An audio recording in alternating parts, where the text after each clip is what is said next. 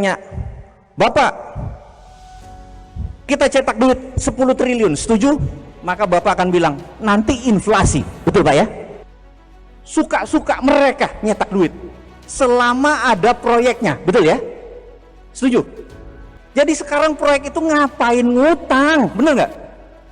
Kesel nggak gitu ya, bener nggak? Print aja, tolnya gratis.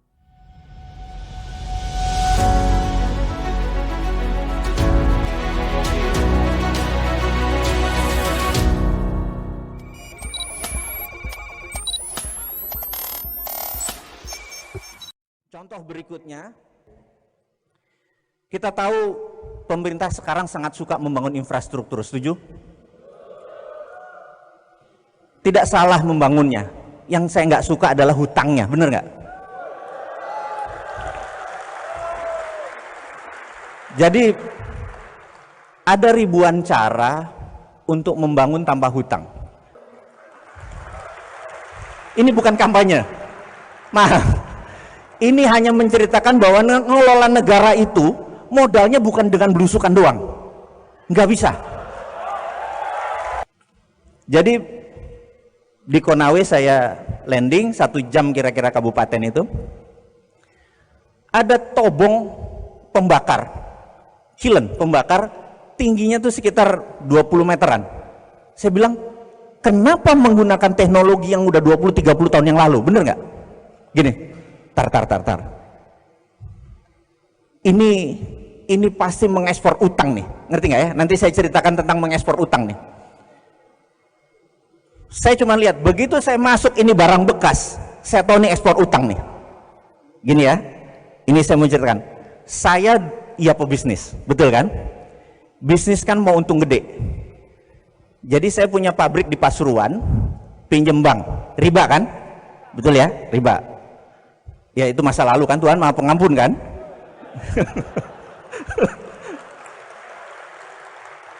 Pabrik ini 7 tahun balik modalnya. Di tahun kelima saya bilang sama perusahaan di Malaysia, saya bilang, brother, kita bikin pabrik di Malaysia. Pabriknya adalah pemurnian plastik untuk menjadi solar. Berapa investasi? Tenang, investasi gampang. Saya pindahkan pabrik saya di Pasuruan. Dipindahkan, lalu berapa? Kamu 90%, saya 10%, baik nggak? Kamu cicil ke saya, tapi harganya harga baru, bener nggak? Tapi kan dia nggak tahu harga baru, bener nggak? Jadi begitu ini pindah, dia nyicil ke saya, nah ini kali ini halal, bener nggak pakai bunga. Jadi bisnis itu namanya saya ekspor hutang, dia bayar saya tunai, bener ya? Nah di Konawe sama persis. Saya bilang begitu 30 tower ini berdiri, saya bilang ini pasti ekspor hutang, bener nggak? Jadi bener, begitu saya lihat, bener barang bekas, iya kan? Dan Indonesia harus bayarnya ke negara mana tuh? Proyek itu paling nilainya 100 miliar kali, kita harus bayar 2 triliun, bener nggak?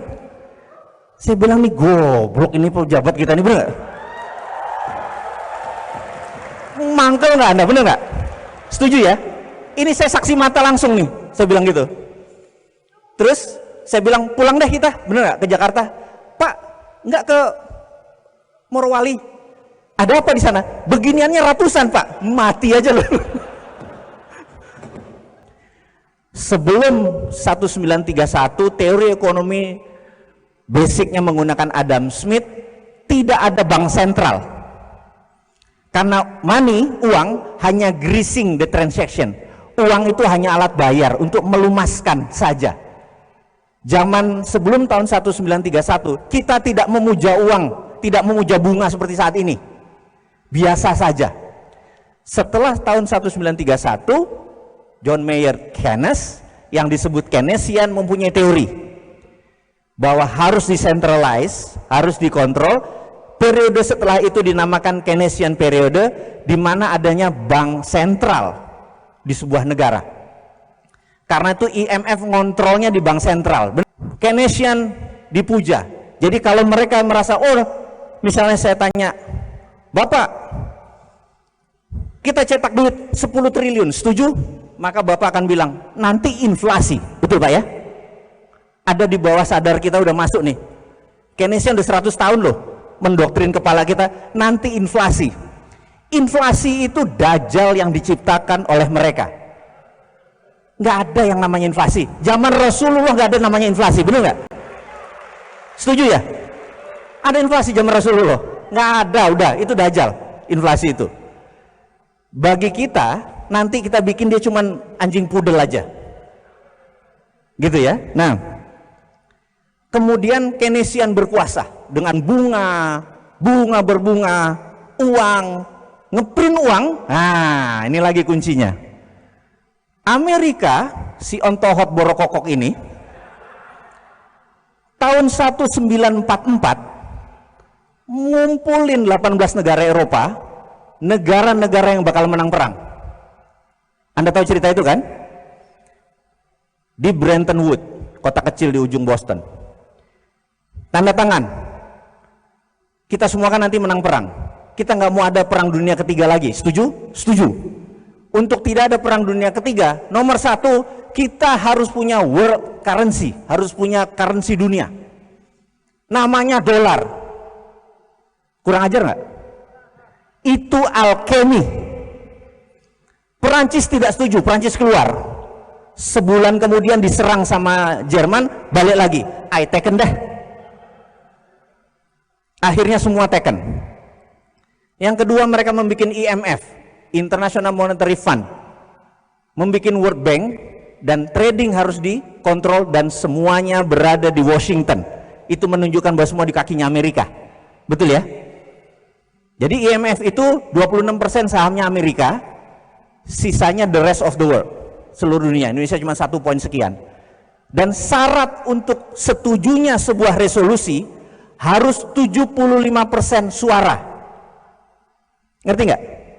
Jadi kalau Amerika nggak taken, kan cuma 74, nggak bisa quorum. Itu namanya alkemi. Setuju nggak? Ya, Anda harus lihat bahwa kita harus bikin rupiah juga harus bikin begitu. Kalau nggak kita bahaya nih, kalau nggak ngerti alkeminya ini kita dimainin. Kemudian apa alkemi yang Amerika lagi bikin? Yang kita dengan sadar kita terima bahwa dolar sama dengan emas. Kurang ajar nggak? Jadi kalau sebuah negara mau mencetak uang, syaratnya harus punya emas atau dolar. Serem nggak? Betapa pintarnya negara tersebut mengendalikan alkemi dunia. Tahun 2008 terjadilah subprime mortgage, bencana keuangan dunia. Hanya yang di dunia keuangan yang merasakan penderitaan tersebut, betul ya? Dan sejak saat itu saya dan teman-teman termasuk Michael Hudson menyatakan the end of year Keynesian. Mati Keynesian. Herannya 10 tahun kemudian pejabat negara masih memuja Keynesian. Setuju nggak? Nggak bisa lagi Anda pakai Keynesian. Anda harus pakai anti Keynesian. Nah, ini yang nanti mau kita ceritain anti Keynesian itu. Caranya bagaimana? Rumus nomor 1 adalah print money. Anda akan bilang, nanti inflasi, bener nggak? Selama ada underlying proyek, maka print money tidak masalah. Saya kasih contoh. Kang Randy datang ke saya. Kang Randy adalah Menteri Bappenas. Saya Presiden. Ceritanya. Kalau ngayal boleh kan sampai top kan, bener nggak? Ada ongkosnya. Kang Randy bilang, Mas, kita mau bangun 100.000 rumah. Setiap tahun saya perlu 100 triliun. Bener nggak? Saya bilang, oke. Saya print 100 triliun dari langit. Nah, nih Mas, betul nggak? Oke? Mas Randy bilang, Krakatau Steel nyala sekian ribu ton. Pabrik bata mulai dari ujung Jawa sampai Kalimantan nyala semua pabrik bata, bener nggak? Pabrik semen nyala, tidak boleh ada satupun unsur impor. Begitu semua jadi, berdiri, balikin ke saya 100 triliun tanpa bunga. Bener nggak? Ke negara. Kang Randy bangun, dijual tanpa bunga kan jadi murah, bener nggak? Uang begitu masuk ke negara saya bakar. 5 tahun kemudian 100 triliunnya masuk jadi 10 juta rumah, bener nggak? Itulah underlayingnya. Inflasi nggak? Nggak ada, betul nggak? Anda mulai paham? Gampang ngelola negara kan? Itu teorinya Michael Hudson, di mana tahun 2005 beliau penasehat Xi Jinping untuk bilang ke Xi Jinping bagaimana melakukan. Dan apa yang dilakukan? Mereka punya dua, renminbi di dalam negeri cetak suka-sukanya, yuan di luar negeri. Mereka punya dua currency. Anda tahu kan? Enggak, baru tahu sekarang. Suka-suka mereka nyetak duit selama ada proyeknya, betul ya? Setuju? Jadi sekarang proyek itu ngapain ngutang, bener nggak? Kesel nggak gitu ya, bener nggak? Print aja, tolnya gratis. Kalau memang cinta rakyat, jangan tol yang dibangun, jalan umum, karena yang dilewati bisa dapat faedah. Ini sekali lagi, saya sama Kang Randy lagi nih. Kang Randy bilang, Mas gimana caranya kita punya banyak dolar sebagai cadangan kita untuk bisa punya apa? Deterrent faktor, faktor penggentar. Oke. Akang pergi ke Papua Nugini, cari orang yang dekat sama presiden atau perdana menterinya, paham ya? Kang Randy kirim intelijen, cari di sana presidensi. Anda ngerti presidensi? Presidensi orang yang dekat presiden, orang yang mempengaruhi perdana menterinya Papua Nugini. Terus intelijennya lapor ke Kang Randy bilang, sudah dapat. Dia pokoknya oportunis, dekat dan bisa mempengaruhi perdana menteri Papua Nugini. Gitu ya? Oke. Namanya siapa? Larry. Oke, Larry. Jangan dipanjangin Larry-nya ya. Kemudian bilang sama Larry, mereka bikin proyek yang lama balik modalnya. Tapi ada streaming of income.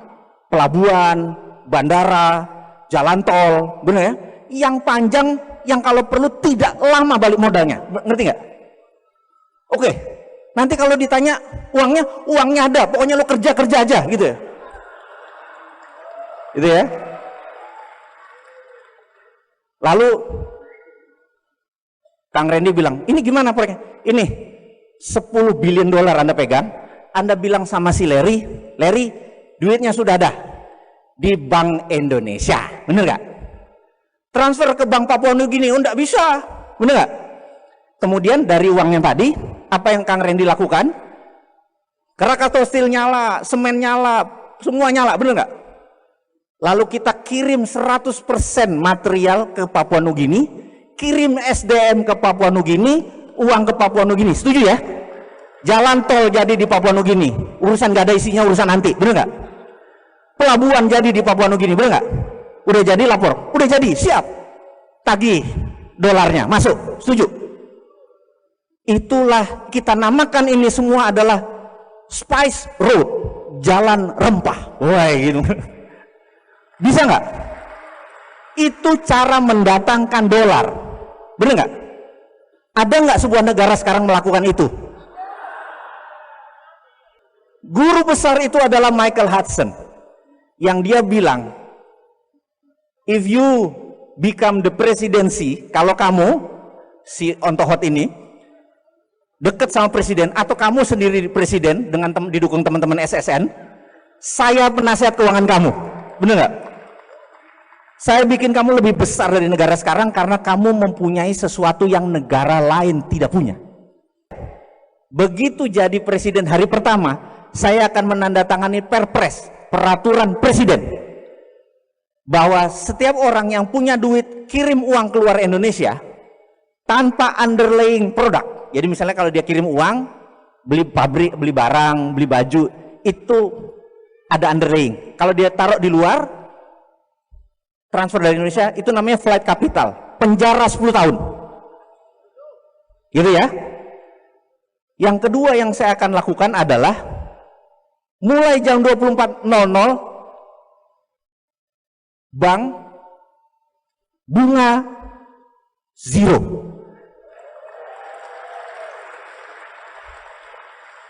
Jadi Mbak, kalau punya duit 1 triliun yang biasa menikmatin 50 miliar setahun, mendadak nol. Bete nggak? Ada 4.500 deposito di bank di Indonesia. Begitu nol, Anda ngapain? Anda cabut dari bank dan Anda invest di SSN. Mana proyekmu? Bener nggak? Dalam satu malam 4.000 triliun bisa keluar semua. Nyari proyek di Indonesia saja karena nggak bisa keliling keluar. Bener nggak? Setuju ya? Ekonomi jalan dalam satu hari doang. Bener nggak?